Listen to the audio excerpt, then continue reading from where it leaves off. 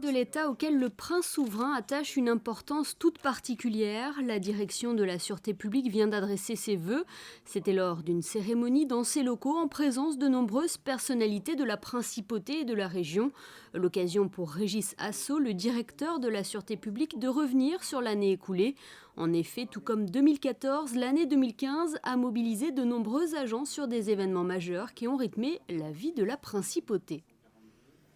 Après une année 2014 qui avait déjà été marquée par des événements importants, puisqu'on avait la principauté de Monaco avait reçu la 83e Assemblée générale d'Interpol, cette année a été particulièrement marquée par les événements qui ont touché la famille princière et notre souverain, puisque des services d'ordre ont été mis en œuvre pour la présentation des enfants princiers que la principauté a accueillis, leur baptême, et des cérémonies qui ont entouré la commémoration des 10 ans de règne. La police a donc, sur tous ces événements, été mobilisée avec beaucoup d'engagement et de détermination. Le directeur de la sûreté publique est également revenu sur les résultats obtenus durant l'année 2015, des résultats toujours en baisse.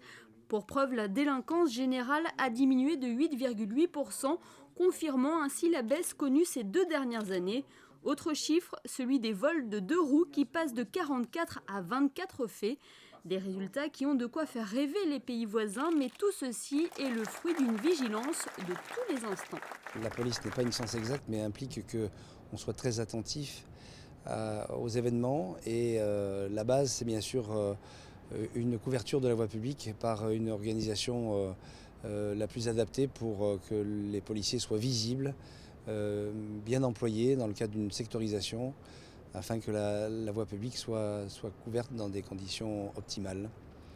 La base de notre action, c'est bien sûr une mission de prévention qui vise à dissuader la venue sur le territoire de la principauté d'individus qui seraient animés de mauvaises intentions. Le deuxième volet de notre action, c'est la coordination d'enquêtes judiciaires en liaison avec les services de police voisins, puisque Monaco est bien inséré dans son environnement et la coopération internationale est extrêmement importante pour que la police à Monaco puisse bien faire son travail.